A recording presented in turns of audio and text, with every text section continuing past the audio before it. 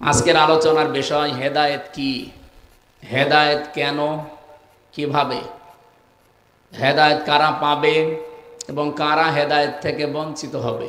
এই চারটা বিষয়ের উপরে কথা বলবো ইনশাআল্লাহ। আল্লাহ যেন তৌফিক দান করে। পৃথিবীর মানুষকে আল্লাহ যা দিয়েছেন, যত দয়া দিয়েছেন মানুষের উপরে, সবচাইতে বড় দয়ার প্রমাণ দিয়েছেন আল্লাহ কোরআন নাজিল করে। এই যে গত যে মাসটা চলে গেল, মাত্র 2 দিনও হয়নি, নাম কি বলেন তো? রমজান। র মিম দোয়াদ আলিফ নুন, আপনি একবার উচ্চারণ করলে যেহেতু কোরআনে কারিমে আছে 50টা নেকি পাবেন। জবান খুলে বলেন রমজান। পুরা কোরআনের ভেতরে আল্লাহ একটা মাসের নাম দিয়েছেন। 12টা মাসের নাম আছে, কিন্তু এভাবে রমজান, মুহররম, সফর এভাবে নেই। সূরা তাওবা এসেছে ইন্না ইদ্দাতাশ শুহুরি ইনদাল্লাহি 12 শাহরান ফি কিতাবিল্লাহ ইয়াওমা খালাকাস সামাওয়াতি ওয়াল আরদা ইলা আখিরি আয়াত। আল্লাহ তাআলা বলেন, আমি আসমান আর জমিন যেদিন তৈরি করি ওই দিন আমার কিতাবের ভেতরে, আল্লাহর কিতাবের নাম কি? আল কোরআন। আরো জোরে বলেন। এই কোরআনে আল্লাহ 12টা মাসের নাম লিপিবদ্ধ করেছিলেন, কিন্তু নাম বলেন, একটা মাসের নাম বলেছিলেন। আবার বলেন তো কি? শাহরু রমাদান আল্লাযী উনজিলা ফীহিল কুরআন। এই সেই মাস যার নাম রমজান। এরপরে আল্লাহ দিয়েছেন আল্লাযী উনজিলা ফীহিল কুরআন, যে মাসে নাজিল হয়েছে কি? আপনি এই জন্য রমজানের সাথে সম্পৃক্ত দেখবেন 4টা জিনিস: রমজান, কোরআন, সিয়াম, তাকওয়া। একটার সাথে আর একটা মিল করা আছে, সম্পর্কিত করা আছে, একটা বাদ দিলে আর একটা থাকে না। যেহেতু আমার রমজান কেন্দ্রিক আলোচনা না, আমরা হেদায়েত নিয়ে কথা বলবো ইনশাল্লাহ। রমজান এসেছিল আমাদেরকে হেদায়েত দেওয়ার জন্যে, তাকওয়া অর্জন করার জন্যে। হুদাল লিন্নাস, এ কোরআন আমি দিয়েছি মানুষদেরকে হেদায়েত দেওয়ার জন্যে। অন্য জায়গায় এসেছে হুদাল লিল মুত্তাকিন, কোরআন এসেছে মুত্তাকিদেরকে হেদায়েত দেওয়ার জন্যে। আর এক জায়গায় এসেছে হুদাল লিল মুসলিমিন, কোরআন মুসলমানদেরকে হেদায়েত দেওয়ার জন্যে। কথা কয় রকম পেলাম? 3 রকম। এখন ভুলে গেলে হবে? এরকম ছাত্র হলে তো সমস্যা। ক্লাস 3 পড়ে একটা ছেলে এসে বলছে, আব্বা কি হয়েছে? পরীক্ষার রেজাল্ট দিয়েছে। রেজাল্ট দিয়েছে তো ভালো, কাদার কি হইলো? তুমি কাঁদতেছো, কথা বলে না। আরে কাদার কি হইলো বলবা তো, যে ফেল না পাস? বলছে, আব্বা ছিলাম আমি 3, নামিয়ে দিয়েছে 1। এখন আমার 3 উঠতে 2 বছর লাগবে। আমার মনে হয় ছাত্র যদি এরকম হন তো আলোচনা করা বৃথা হবে। আমি আশা করবো আপনি আরো খেয়াল করে শুনবেন। আপনার বাতাস দেওয়ার দরকার নেই, আপনি খেয়াল করে শুনবেন। আল্লাহর এখানে কথা কয় রকম পেলাম বলেন তো? আরো জোরে বলেন। আল্লাহর কথা কি এরকম 2 নম্বর 3 নম্বর হয়? আলাউ কানা মিন ইনদি গায়রিল্লাহি লাওয়াজাদু ফীহি ইখতিলাফান কাসীরা। সূরা নিসার 82 নম্বর আয়াতের শেষের দিকে আছে। আল্লাহ বলেন, আমার কোরআন আমি এমন ভাবে নাজিল করেছি, হে নবী আপনি এর ভেতরে একটার সাথে আরেকটা মেলে না, এরকম কোনো কথা পাবেন না। তাহলে এই যে 3 রকম হয়ে গেল, হুদাল লিল মুত্তাকিন, হুদাল লিন নাস, হুদাল লিল মুসলিমিন। জবাব দিয়েছেন ফি জিলালিল কোরআনে সাইয়্যিদ কুতুব রাহমাতুল্লাহ আলাইহি। তিনি বলেন আল্লাহ পাকের 3টা কথাই ঠিক আছে। এই কোরআন থেকে পৃথিবীর সব মানুষ হেদায়েত নিতে পারবে, উপকার নিতে পারবে, কল্যাণ নিতে পারবে, সেই ক্ষমতা কোরআনের নেই, আছে। এজন্য জালিকাল কিতাবু লা রাইবা ফি। আপনি এখানে লক্ষ্য করেন, কিতাবের আগে আল্লাহ আলিফ লাম দিয়েছেন। আরবি গ্রামার অনুযায়ী আলিফ লামটা নির্দিষ্ট করার জন্য বলা হয়। পৃথিবীতে একটাই মাত্র কিতাব আল্লাহ পাঠিয়েছেন যেটা মানুষকে হেদায়েত দেওয়ার ক্ষমতা রাখে, তার নাম কি? কথা বুঝলেন এ পর্যন্ত? এর ব্যাখ্যা একটা হাদিস পেয়েছি আমি, যে প্রথমে পড়েছিলাম। এই এদিকে তাকান। মানিত্তাবাল হুদা বিগাইরিল কুরআন আদাল্লাহুল্লাহ, তিরমিজি শরীফের হাদিস। নবীজি বলেন কোরআন বাদ দিয়ে পৃথিবীতে কেউ যদি হেদায়েত পাওয়ার জন্য কোনো জায়গায় ধর্ণা দেয়, ওর নিয়ত যদি ভালো থাকে আল্লাহ নিজে দায়িত্ব নিয়ে তাকে গোমরা বানিয়ে দেয়। আপনি কি আলহামদুলিল্লাহ বললেন না নাউজুবিল্লাহ? এখানে যেহেতু প্রিন্সিপাল আছে, মুহাদ্দিস আছে, অনেক আলেমও আছে, আপনি খেয়াল করেন শব্দের দিকে।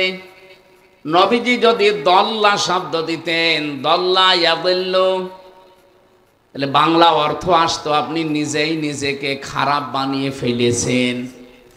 কিন্তু আদল্লা শব্দ যখন এসেছে বাবে ইফআল থেকে, আদল্লা ইউদিল্লু, এর বাংলা অর্থ দাঁড়িয়েছে আপনি কোনো জায়গায় হয়তো গিয়েছিলেন ভালো হওয়ার নিয়তে, হেদায়েত পাওয়ার জন্যে, কিন্তু কোরআন সেখানে ছিল না। এই জন্যে আল্লাহ নিজে দায়িত্ব নিয়ে আপনাকে আরো খারাপ বানিয়ে দেবে। সাতক্ষীরাবাসী মন থেকে বলবেন তো হেদায়েত দেওয়ার একচ্ছত্র মালিকানা হামজার?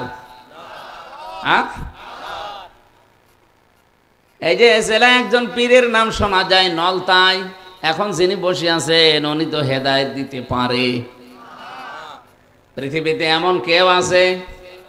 হেদায়েত দেওয়ার একচ্ছত্র মালিকানা কার? এটা নবীজিকে আল্লাহ দেন নাই। বিশ্ব নবীকে যদি আল্লাহ এটা দিয়ে দিতেন তে আমাদের পর্যন্ত আর আসতো না। হযরতে আবু হুরায়রা রাদিয়াল্লাহু তাআলা আনহু একদিন একটা গাছ লাগাচ্ছিলেন, হঠাৎ তিনি হেসে ফেললেন। সাহাবীরা জিজ্ঞেস করেন যে গাছ লাগাচ্ছিলেন, হাসলেন কেন? হযরতে আবু হুরায়রা বলেন এই কিছুক্ষণ আগে কোরআনে কারীমের সূরা কাসাস 56 নম্বর আয়াত নাযিল হয়েছে, ইন্নাকা লা তাহদি মান আহবাবতা ওয়ালাকিন্নাল্লাহা ইয়াহদি মাইয়াশা ওয়া হুয়া আ'লামু বিল মুহতাদিন। এটা ইবনে কাসিরের ভেতরে বিস্তারিত পাবেন। আল্লাহ রাব্বুল আলামিন এখানে জানিয়েছেন, হে নবী আপনি যাকে ভালোবাসেন তাকে হেদায়েত দিতে পারেন না, বরং আমি আল্লাহ যাকে ভালোবাসি, আমি আল্লাহ যাকে চাই তাকে হেদায়েত দান করি। আর আমি আল্লাহ সবচাইতে ভালো জানি যে হেদায়েত পাবে কে। আ'লামু ইসমে তাফসিল দিয়েছেন। আল্লাহ পাক যেহেতু নিজের হাতে রেখে দিয়েছেন, এই জন্য আমি আজকে আনন্দিত, আমি এত খুশি। যদি নবীর হাতে দিয়ে দিত তো আমি আবু হুরায়রা পর্যন্ত হেদায়েত আসতো না। নবীজি তার নিজের আত্মীয় স্বজন চাচা ভাতিসা এদেরকে দিয়ে শেষ করে দিত, আমাদের পর্যন্ত আসতো না। তাহলে হেদায়েত যেটা, এটা পৃথিবীর কারো হাতে আল্লাহ দেয়নি, দিয়েছেন কার হাতে? আল্লাহ নিজের হাতে। আরে ক্ষমতাটা দিয়েছেন আল্লাহ কোরআনকে, এজন্য দালিকাল কিতাব, কিতাবের আগে আলিফ লাম, এখানে 4টা ব্যাখ্যা পেয়েছি আমি। তার 1 নাম্বার ব্যাখ্যা, একচ্ছত্র মালিকানা আল্লাহ কোরআনকে দিয়েছেন, যে কোরআন মানুষকে হেদায়েত দিতে পারে। এজন্য 3টা বর্ণনার প্রথম বর্ণনা হুদাল লিন্নাস, এই কোরআন মানুষের জন্য হেদায়েত, কল্যাণ, পথ নির্দেশিকা। কোরআনে কারীম মানুষদেরকে পথ নির্দেশিকা দিতে পারবে, কল্যাণ দিতে পারবে যারা যতটুকু কোরআন থেকে নিতে পারে। আমি এখান থেকে 2টা শিক্ষা বের করেছি। এই এদিকে তাকান ভাই, এই পৃথিবীতে এখন 810 কোটির উপরে মানুষ আছে, সবচাইতে বেশি মানুষ বাস করে খ্রিস্টান ধর্মে। কোন ধর্মে? আপনি একটু খেয়াল করে দেখেন তো, আমেরিকায় গণতন্ত্রের চর্চা হয়, তামাম দুনিয়ায় তারা সবক দেয়, অথচ 220 বছর আর এদিকে প্রায় 16 বছর, কত হয়? 236 বছর চলছে। ওরা কোরআনে কারিমের হেদায়েত গ্রহণ করে না, কিন্তু কোরআন থেকে এতটুকু নিয়েছে যে রাজনৈতিক জীবনে দেখবেন কোরআনের বাইরে রাজনৈতিক জীবনে ওরা কোনো সিদ্ধান্ত এই 236 বছরে নেয়নি। রাজনৈতিক জীবনে আল্লাহর কোরআন কি জানিয়েছে? আর রিজালু কাওয়ামুনা আলান নিসা, এই পৃথিবীতে পুরুষ মানুষ হবে নেতা আর মেয়েরা হবে তাদের আজ্ঞাবহ। এ ঘোষণা কার? আল্লাহ। সূরা নেসা 5 নাম্বার পারার 2 নাম্বার পৃষ্ঠার 11 নাম্বার লাইনে 34 নাম্বার আয়াতের প্রথম অংশে আছে। আল্লাহ পাক বলেন পুরুষ হবে নেতা, পুরুষ হবে গাইডলাইন দাতা, আর মেয়েরা হবে তাদের আজ্ঞাবহ। এই কথাগুলো যদি আজ 54 বছর আমরা ময়দানে বলতাম, আপনাদের এই আজকের যিনি আয়োজক মুহাদ্দিস আমিরুল ইসলাম বেলালী ভাই, আমি বিশ্ববিদ্যালয়ে যখন ছিলাম ওই সময় থেকে ওনার কথা শুনতাম। আমাদের কুষ্টিয়া, চুয়াডাঙ্গা, মেহেরপুরে উনি বলতেন কোরআনের কথাগুলো যেভাবে বলা দরকার এই স্টেজগুলোতে এভাবে না বলতে বলতে দেশের মানুষের অভ্যাস হয়েছে পুরুষ মানুষ এখন জোগালে আর বউগুলো রাজমিস্ত্রি, উল্টিয়ে গেছে। পুরুষ মানুষ হওয়ার দরকার অন্তত রাজমিস্ত্রি, আর জোগালে যদি সাহায্যকারী কেউ লাগে তো অন্তত সে হয় হোক। এখন আমরা হয়ে গেছি নিচেরটা। এই আয়াতের ব্যাখ্যায় একটা হাদিস পেয়েছি, নবীজি বলেন ক্বালান নবীজি সাল্লাল্লাহু আলাইহি ওয়াসাল্লাম লা ইউফলিহা কওমুন আল্লাহু আমরাহুম ইমরাতুন। বুখারী শরীফের হাদিস। নবীজি বলেন ওই জাতি কখনো সফল হচ্ছে না, হবে না। লা ইউফলিহা, এটা মুজারে, তার আগে লান এসেছে, বর্তমান ভবিষ্যৎ প্রেজেন্ট ফিউচার, এর আগে লান দিলে অর্থ হয় কখনোই হবে না। এই গ্যারান্টি নবীজির, মিথ্যা হতে পারে? আজ পর্যন্ত যা বলেছে কোনো কিছু মিথ্যা হয়েছে? বলেন। উনি বললেন কখন ওই জাতি সফল হচ্ছে না, হবে না, যে জাতির দায়িত্বে আছে কোনো নারী। আর 54 বছর আমরা এই হাদিসটা মানতে পারি নাই। আপনি 54 বছরের ভেতরে তাকান, যারা এই দেশের দায়িত্ব পালন করেছে অধিকাংশ সময় ছিল নারী। কথা বলেন এখানে। এটা যেহেতু রাজনৈতিক অনুষ্ঠান শুধু না, এটা তাফসীর মাহফিল। কোরআন আর হাদিস থেকে যা বলছি মেনে নিন, কাজে লাগবে। ওরা গণতন্ত্রের বলি ছড়ায়, তামাম দুনিয়ার মানুষকে শিক্ষা দিয়ে বেড়ায়, অথচ আজ পর্যন্ত রাজনৈতিক জীবনের দিকে তাকান, তারা এখনো পর্যন্ত এই 236 বছরের ইতিহাসে আজও কোনো নারীকে তারা প্রধানমন্ত্রী বানায়নি। বানিয়েছে ডোনাল্ড ট্রাম্পের মতো একটা, যাই হোক, এইরকম মানুষকে তারা ভোট দিয়ে প্রধানমন্ত্রী বানিয়েছে, কিন্তু কমলা হ্যারিসের মতো একটা শিক্ষিতা মহিলা, তাকে কিন্তু দায়িত্ব দেয়নি। ওরা জাতে মাতাল হলো, তালে ঠিক আছে, আর আমরা জাতেও মাতাল, তালেও মাতাল। সুতরাং এই মাতলামি করা যাবে না। সামনে থেকে কোরআনের হেদায়েত ওরা নিয়ে দেখেন আজ দাঁড়িয়ে গেছে পৃথিবীতে। আমরা 54 বছরও দাঁড়াতে পারলাম না। মালয়েশিয়া ছিলাম কয়েকদিন আগে, ওরা 2004 সাল থেকে ওরাও দাঁড়িয়ে গেছে। ওরা যারেই দেয় অন্তত সে পুরুষ মানুষ হোক। মাহাতির মোহাম্মদের আগে যারা ছিল, পরে যারা, সবগুলোই কিন্তু পুরুষ, কোনো মহিলাকে দায়িত্ব দেয় না। পৃথিবীর যেখানে যেখানে তাকান কোনো মহিলা নেই, পুরুষ মানুষ দায়িত্বে আছে, তারা দাঁড়িয়ে যায়। আমরা দাঁড়াতে পারি না রসুলের এই হাদিসের বাইরে যাওয়ার কারণে। আর কোরআনের হেদায়েত পৃথিবীর মানুষ যতটুকু নেবে ততটুকু উপকার পাবে। 2 নম্বরে হুদাল্লিল মুসলিমিন, মুসলমানেরা এখান থেকে উপকার পাবে। হ্যাঁ, মুসলমান যতটুকু নিয়েছে ততটুকু উপকার পায়। এ বিশ্বে আজ 100 ভাগ কোরআনের 500 আইন রাষ্ট্রীয়ভাবে কায়েম আছে। কোন দেশে আছে কিনা আমার জানা নেই। আফগানিস্তানে থাকতে পারে, সৌদি আরবে 70 ভাগ আছে, 30 ভাগ নেই। আর বাকি অন্যান্য দেশের কথা বাদ দিলাম, বাংলাদেশে আমার মনে হয় একটাও নেই। যাই আছে যেই দেশে কোরআন থেকে ওরা যতটুকু মানে ততটুকু উপকার পায়। এই যে মালয়েশিয়াতে যে বিশ্ববিদ্যালয়ে আমি ছিলাম, অন্যান্য দেশের ছাত্র ছাত্রী যারা, প্রায় 120টা দেশের ছেলে মেয়েরা পড়াশোনা করে। কয়েকজনের সাথে পরিচয় হওয়ার পরে বলছে বাংলাদেশ আর ভারতের লোক যদি এখানে না থাকে, এই যে ক্যাম্পাস আমাদের কুষ্টিয়া যে বিশ্ববিদ্যালয়ের চাইতে অন্তত 20 ডবল বড় হবে। এ বিশাল এরিয়ার ভেতরে যদি একটা মোবাইল পড়ে থাকে, সারাদিন সারা রাত পড়ে থাকলে চুরি হবে না, কেউ ধরবেও না। কিন্তু যদি বাংলাদেশ আর ভারতের কেউ পাশ দিয়ে হেঁটে যায়, ও আর পাওয়া যাবে না। মানে কি পরিচয় দেব, যে বলবো যে আমার বাড়ি বাংলাদেশে? বলছে শুধু বাংলাদেশ আর ভারতের লোক যদি এর পাশ দিয়ে যায় তাহলে গায়েব হয়ে যাবে। অন্য কোন দেশের ছেলে মেয়েরা এর পাশ দিয়ে সারাদিন সারা রাত হেঁটে যাবে না, যার জিনিস তা। মুসলমানেরা ওরা এখন যখন যতটুকু নিয়েছে কোরআন থেকে হেদায়েত, ততটুকু উপকার কল্যাণ পায়। 3 নম্বরে সবচাইতে বেশি কল্যাণ উপকার পাবে কোরআন থেকে বেশি হেদায়েত লাভ করার যোগ্য হবে তারা, হুদাল লিল মুত্তাকিন, যারা মুত্তাকি। কি এখানে হুদান শব্দটা হাদিন ইসমে ফাইল, ইসমে ফাইল থেকে যদি আসে ইউফিদ মানা ইসমে ফাইল, ইসমে ফাইল অর্থ দেয় যে 4টা বিষয় আমি আয়াতের ভেতরে নোট করতে পেরেছিলাম তাফসির থেকে। মুত্তাকিদেরকে আল্লাহ কোরআনের মাধ্যমে হেদায়েত দান করবে।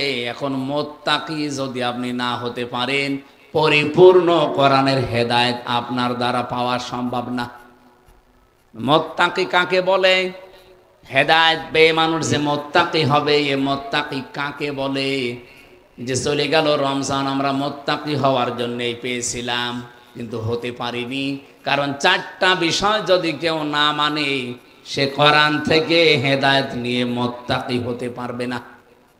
এদিকে তাকান, এতদিন যেভাবে শুনেছেন ওইভাবে না। তাকওয়া 4টা জিনিসকে বলা হয়। আমার মতো জব্বা গায়ে দিলে, সুন্দর টুপি মাথায় দিয়ে, হাতে কোরআন শরীফ নিয়ে, তাসবিহ নিয়ে, পাগড়ি মাথায় দিয়ে আসলে মুত্তাকি হয়ে যাবে।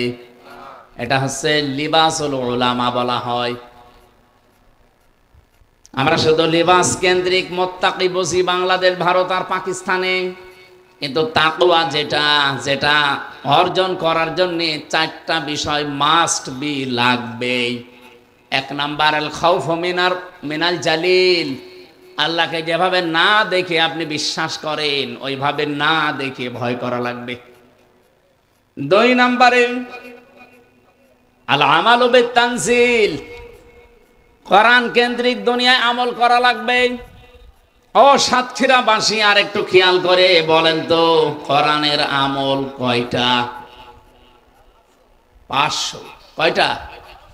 এখানে শুধু আমার মনে হয় আলেমরা ছাড়া আমরা যারা আছি 500 না 5টাও বলতে পারবো না। অথচ কোরআনের আমল যদি আপনি করেন আপনি মুত্তাকি হবেন, এর নাম তাকওয়া। 3 নম্বরে আল কিনায়াতু বিল কলিল, অল্পে তুষ্ট থাকা লাগবে। এই অভ্যাসটা আজ আমাদের ভেতরে নেই। এই 54 বছরে যারা দায়িত্বে ছিল অল্পে তুষ্ট থাকা লাগবে গুণ যদি আমরা অর্জন করতে পারতাম, এই দেশ মালয়েশিয়ার মতো দাঁড়িয়ে যেত, দুর্নীতি হতো না। ওই দেশে আমি আর যাই পেয়েছি না পেয়েছি, একটা জিনিস আমার খুব ভালো লেগেছে, ওখানে যদি কেউ খাদ্যে ভেজাল দেয়, যদি খাদ্যে ঔষধ মেশায়, ফরমালিন দেয়, যদি ধরা পড়ে কোনো বিচার নেই, সঙ্গে সঙ্গে মেরে ফেলবে। অথচ বাংলাদেশে এই যে আব্দুল জব্বার মন্ডল, আমার কুষ্টিয়া বিশ্ববিদ্যালয়ের বড় ভাই, উনি ম্যাজিস্ট্রেট।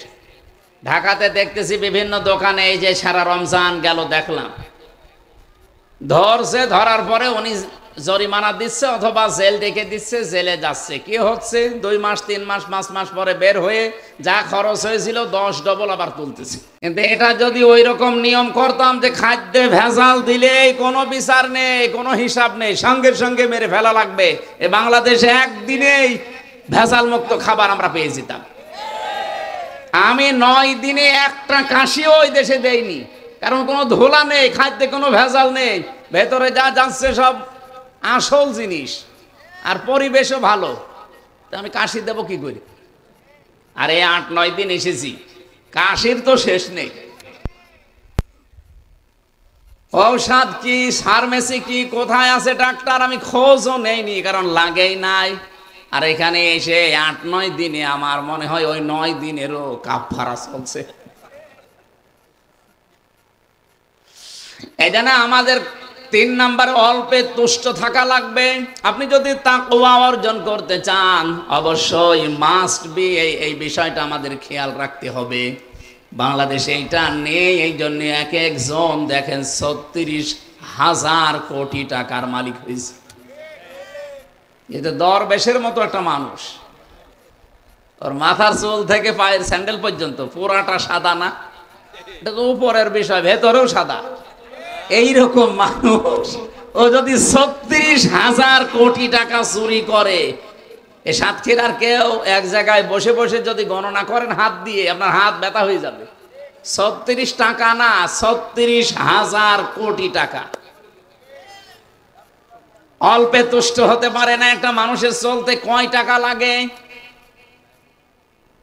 আমি বাইরের যতগুলো দেশ এবার ভ্রমণ করেছি, Singapore, Thailand, Indonesia, Malaysia, Dubai, এরপরে এই যে বাহরাইন, সৌদি আরব, আমেরিকা, যতগুলো দেশ আমারে নিয়ে গেল, যেখানে যায় দেখি ২-৩ জন শয়তানের সাথে দেখা। মানে ওরা ওই সাহেব পাড়া বানিয়েছে, বেগম পাড়া বানিয়েছে, কিন্তু ওখানে থাকতে পারে না, ভয়তে থাকে সব হোটেলে। আর আমারে কমিটি নিয়ে যে হোটেলে রাখে, হোটেল থেকে নেমেই দেখি নিচতলায় বসে ২ জন বসে বসে গল্প করছে। কি গো এখানে? হুজুর আমরা আগে পালিয়েছি। পালাবেন কেন? আপনি কি কাজ করলেন এমন যে ১৫ বছর ১৬ বছর পরও আপনাকে পালানো লাগলো? অল্পে যদি তুষ্ট থাকতে পারতেন, যতদিন হায়াত ছিল ততদিন আপনি ক্ষমতার চেয়ারে বসে থাকতে পারতেন, কেউ আপনাকে পালাতে বলতো না, আপনার পালানো রাখতো না। কি কথা বলে না কেন? এখান থেকে যদি কেউ শিক্ষা না নেয়, আগামীতে যারা অনেকে উল্টা পাল্টা ভাবতেছে, যারা বসি, আজকে মৌলানা মোশাররফ সাহেব বলছিলেন, একজন বক্তব্য আমি নাম নিলাম না, উনি দিয়েছে, সংস্কার যাই করেন আমি যদি চেয়ার পাই সব পাল্টিয়ে ফেলবো। একটা কথা হইলো, এ তো পাগলও এমন কথা বলে না। সেদিন জয়পুরহাটে একজন বলছিল, ১৫ বছর তো কোরআনের মাহফিল করতে গিয়ে অনেকে অনুমতি দিয়েছে, আমরা যদি চেয়ার পাই অনুমতি দেব না। আরে ভাই, আপনি এরকম পাগলামি করলেন কি করে? এ কথা বলতেন অন্তত চেয়ারে বসে বলতেন। যা বলে দিলেন, এ দেশের মানুষ তো সব বুঝে ফেলেছে যে আপনি কি করবেন। একজনের শুনলাম ৬২০টা বাড়ি। বাড়ি আপনার লাগে কত? ৬২০টা বাড়ি বানিয়েছেন, অথচ একটা বাড়িতেও তো এখন থাকতে পারেন না, থাকেন হোটেলে। আমার মনে হয় ৭ মাস যদি থাকতে পারতো আরো ১২০টা বানিয়ে ফেলতো। এই কথা বলেন এখানে। এই জন্য তাকওয়া অর্জন করতে হলে যে যা করছে করুক, অন্তত আমরা অল্পে তুষ্ট থাকা লাগবে, এই মন মানসিকতা তৈরি করেন। ৪ নম্বরে আখিরাতের পুঁজি তৈরি করার জন্য সচেষ্ট থাকতে হবে। কি কথা বুঝতেছেন? আমি যে এখনই চোখ বন্ধ হয়ে যাই, এখনই যদি আল্লাহর নবীর সামনে অথবা মহান আল্লাহর সামনে আমাকে দাঁড় করানো হয়, আমার যে জীবন আমি পার করলাম এইটা নিয়ে বিশাল জীবন পার হওয়া যাবে তো? এই টেন্ডেন্সি যতদিন পর্যন্ত মানুষের ভেতরে বদ্ধমূল না হবে ১০০%, ওই মানুষের জীবন পরিচ্ছন্ন হওয়া, তাকে মুত্তাকি হওয়া সম্ভব না। খলিফাতুল মুসলিমিন হযরত ওমর রাদিয়াল্লাহু তাআলা আনহু, তিনি হিসাব করছিলেন। হঠাৎ করে দেশের প্রধান বিচারপতি হযরতে আলী রাদিয়াল্লাহু তাআলা আনহু আসলেন তার দরবারে। সালাম দেওয়ার পরে হযরতে খলিফা জিজ্ঞাসা করে, প্রধান বিচারপতি সাহেব, আপনি এসেছেন নিজের ব্যক্তিগত কোনো কাজে নাকি রাষ্ট্রের কাজে? যেহেতু আমি দেশের প্রেসিডেন্ট আর আপনি দেশের প্রধান বিচারপতি, তাহলে অবশ্যই রাষ্ট্রের কোনো কাজে আসবেন। হযরতে আলী ডাক দিয়ে বলে, খলিফা না, আমি এসেছি আমার পারিবারিক একটা জিনিসের সমাধান নেওয়ার জন্যে।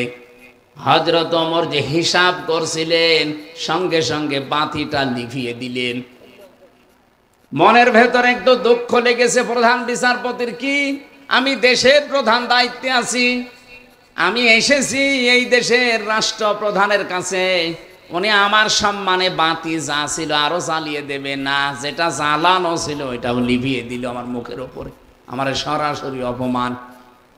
হযরত ওমর বিষয়টা টের পেয়ে বললেন, প্রধান বিচারপতি আলী, আমি কিন্তু প্রথমে আপনাকে জিজ্ঞাসা করেছিলাম যে আপনি এসেছেন রাষ্ট্রের কাজে না ব্যক্তিগত কাজে। আপনি নিজেই বললেন যে আমি ব্যক্তিগত কাজে এসেছি। আমি তো হিসাব করছিলাম রাষ্ট্রের, জনগণের টাকায় দিয়ে এই যে তেল কেনা, এটা আমি জনগণের হিসাব করছিলাম। আপনি এসেছেন আপনার পারিবারিক জীবনের বিষয় নিয়ে কথা বলতে। আমি যদি এখন জনগণের এই টাকা দিয়ে কেনা তেল পোড়াতেই থাকি আর আপনার সাথে পারিবারিক জীবন নিয়ে কথা বলি, এটা তো আমানতের খেয়ানত হয়ে যাবে। কিয়ামতের দিন আমি ধরা খেয়ে যাব। হযরত ওমর বলেন, হযরতে আলী বলেন, কথা শোনার পরে ওমরের প্রতি যে রাগ ছিল, রাগ তো মিটে গেছে, শ্রদ্ধা ভক্তি আমার আরো বেড়ে গেল। আমি এখান থেকে একটা শিক্ষা পেয়েছি। এই বাংলাদেশে 1628 জন মানুষ দায়িত্বে ছিল। এই মানুষগুলো যদি হযরতে ওমরের এই টেন্ডেন্সি নিয়ে বাংলাদেশটা চালাতো, আল্লাহর কসম এই দেশটা 16 দিনে দাঁড়িয়ে যেত। শুধু পোশাকে আশাকে আমাদের এই দেশে বাংলাদেশ, ভারত, পাকিস্তানে তাকওয়া আমরা মনে করি যে বিশাল তাকওয়াবান বুজুর্গ হয়ে গেছে, বিশাল মুত্তাকি। মুত্তাকি তো হওয়া লাগবে অন্তর থেকে। এই চারটা বিষয় যত বেশি আপনার ভেতরে পাওয়া যাবে যে আমি আখিরাতের জন্য সচেষ্ট হয়ে গেছি, আমার জবাবদিহিমূলক আচরণ তৈরি করা লাগবে, আপনি মনে করবেন আল্লাহর দরবারে সব চাইতে বেশি সম্মান আপনার। ইন্না আকরামাকুম ইনদাল্লাহি আতকাকুম। তার জীবনীতে পড়ছিলাম এই যে আখিরাতের পুঁজি তৈরি করা, রাসূলের সামনে নিজের জীবন, আল্লাহর সামনে নিজের জীবন, আমি যে হিসাব দেওয়া লাগবে আমার, এই কথাটা যত বেশি বদ্ধমূল হবে আপনার ভেতরে, আপনার জীবন তত বেশি পরিষ্কার হবে। এটা হযরত ওমরের জীবন থেকে পেয়েছি। হযরত ওমর তার সন্তানটা ভর্তি করে দিলেন মাদ্রাসায়। আব্দুল্লাহ ইবনে ওমর রাদিয়াল্লাহু তাআলা আনহুমা। ওই মাদ্রাসায় পড়ছিল হযরতে হুসাইন, প্রধান বিচারপতির ছেলে, হযরতে আলীর ছেলে। বারবার টেবিলের ওপর থেকে কলম ফেলে দেয়, বলে তুলে দাও। একবার, দুইবার, তিনবার তুলে দেওয়ার পর উনি বলে ফেললেন যে তুমি বারবার কলম ফেলে দাও, আমারে তুলতে বলো, আমি কি তোমার খাদেম, চাকর? হযরতে হুসাইন ডাক দিয়ে বলেছেন, আব্দুল্লাহ তুমি শুধু চাকর না, খাদেম না, তুমি খাদেমের বাচ্চা, খাদেম। দেশের প্রেসিডেন্টের ছেলেকে যদি একটা তার নিচের কোন মানুষ এই কথা বলে যে তুমি শুধু খাদেম না, খাদেমের বাচ্চা, চাকরের বাচ্চা, মেজাজ এমনি খারাপ হয়ে গেছে। বাড়িতে যে বলছে, আব্বা আমি আর মাদ্রাসায় যাব না। কেন? আমাকে গালি দিয়েছে, যদি তুমি এই অপমানের প্রতিশোধ না নাও, বিচার না করো। হযরত ওমর বিচক্ষণ ছিলেন, ডাক দিয়ে বলেন, সন্তান বিচার এখন না, জমার দিন হাজারো মানুষ আসবে, ওই দিন সবার সামনে বিচার হবে। তিনি জমার খুতবা দিচ্ছিলেন, হঠাৎ দাঁড়িয়ে বললেন, এখানে হুসাইন আছে? বলে হ্যাঁ। সামনে আসো। তুমি আমার সন্তান আব্দুল্লাহকে খাদেমের বাচ্চা, খাদেম বলে গালি দিয়েছো? হ্যাঁ। কেন দিলে? হযরত হুসাইন দাঁড়িয়ে বললেন, খলিফা বুকে হাত দিয়ে বলেন তো, আপনি কি আমার নানার খাদেম ছিলেন না? হযরত ওমরের কথা বন্ধ হয়ে গেছে।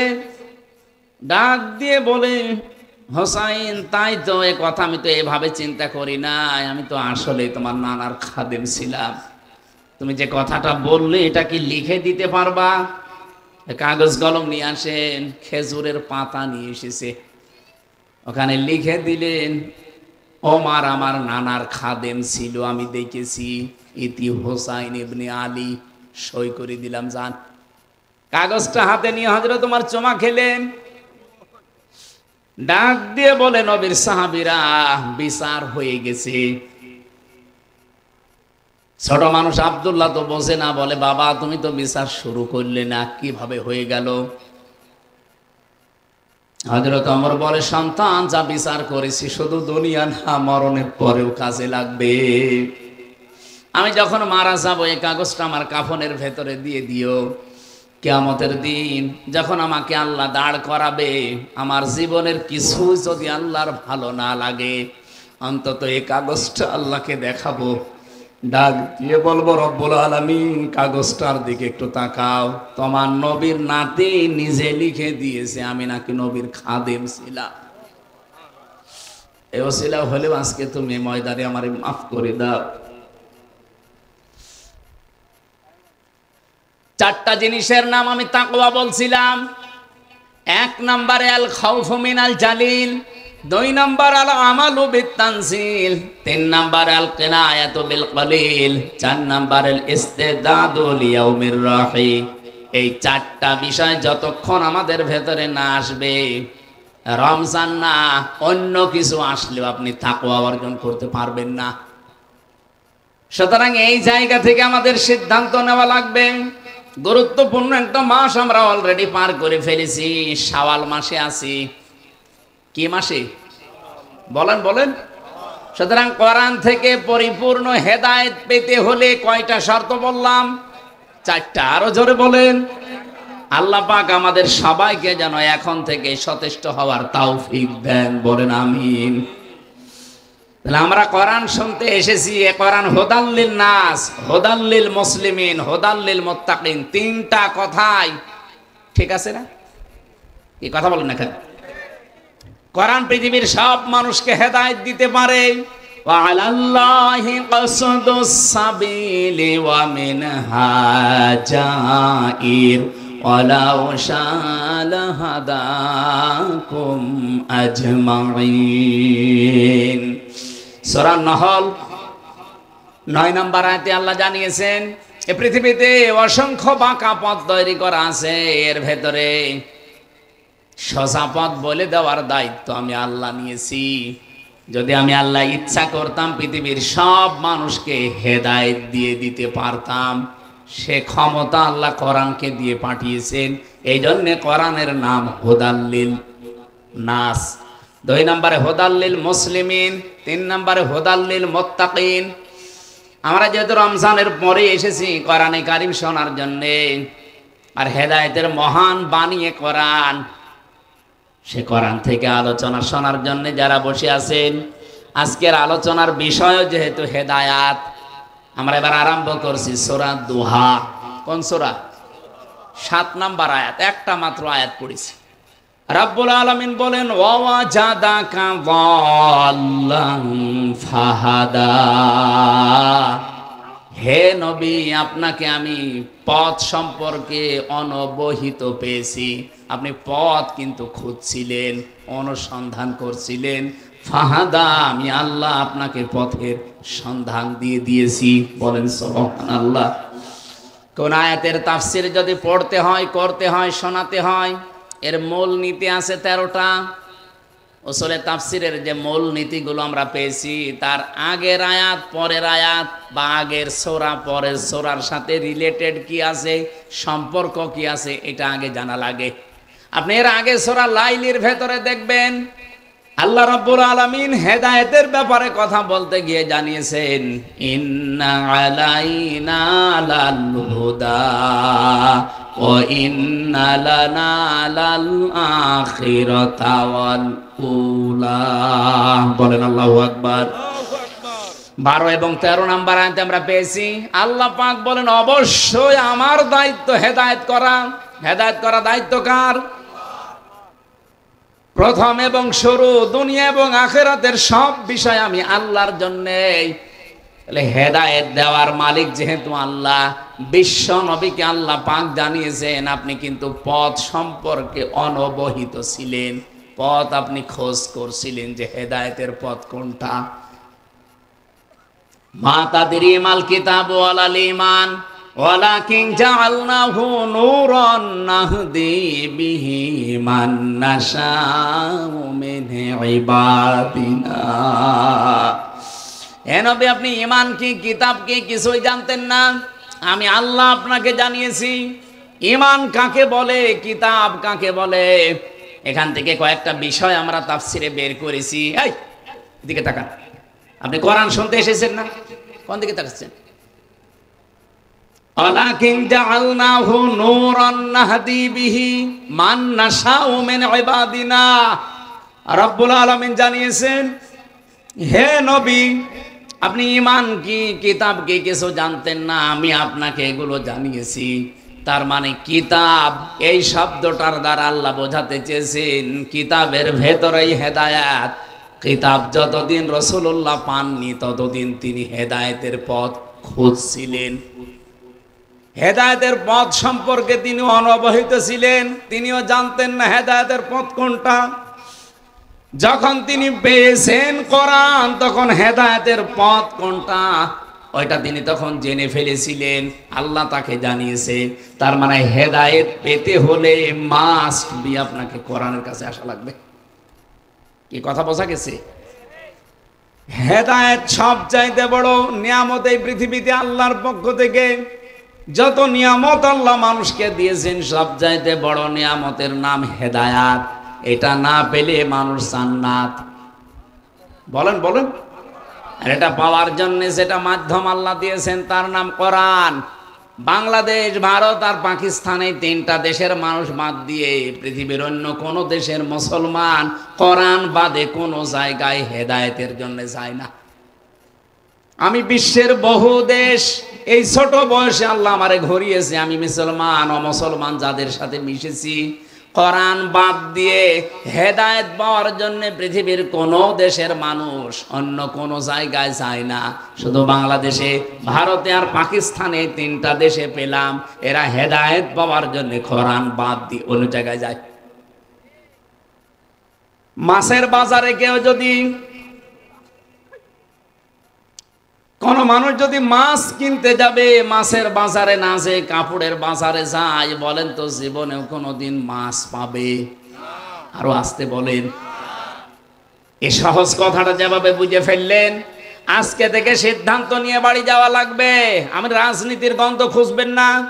মানিত্তাবাল হুদা বিগাইরিল কোরআন আদাল্লাহুল্লাহ। কোরআন যেখানে নেই, ভালো হওয়ার নিয়তেও যদি চান, আপনাকে গোমরা বানিয়ে দেবে। হামজা কে? আল্লাহ। আদাল্লাহুল্লাহ সরাসরি ফাইল আল্লাহ নিজে। ভালো হওয়ার নিয়তে যান, খারাপ হওয়ার নিয়তে কেউ এই সাতক্ষীরা, যশোর, খুলনা থেকে কেউ যায় না। যারা যায়, এই খান জাহানের মাজারে যারা যায়, এই যে বাগেরহাটের মানুষ বসে আছে, কেউ খারাপ হওয়ার নিয়তে যায় না। কিন্তু যাওয়ার পরে দেখে কোরআন সেখানে নেই, কোরআনের নিয়ম নীতি নেই। এই জন্য মানুষ ভালো হওয়ার নিয়তে গেলেও আরো খারাপ হয়। কি কথা বলেন এখানে? বাংলাদেশে একটাই মাত্র জায়গা আছে নিরাপদে গাঁজা খাওয়া যায়, লালনের মাজার। আরো পুলিশ পাহারা দিয়ে খাওয়ায়। গাঁজা খাওয়ার জন্য মানুষকে আমরা দেখেছি, তাদেরকে ধরে জেলে দেওয়া হয়। আমার সাথে নিচতলায় একজন ছিল গাঁজাখোর, ও দেখি গাঁজার গাছ লাগিয়েছে ভেতরে। জেলার একদিন এসে বলছে, তোরে পুলিশ ধরে দিয়েছে জেলখানায় গাঁজা খাওয়ার জন্য, আর ভেতরে এসে তুই গাঁজার গাছ লাগালি, পেলি কোথায়?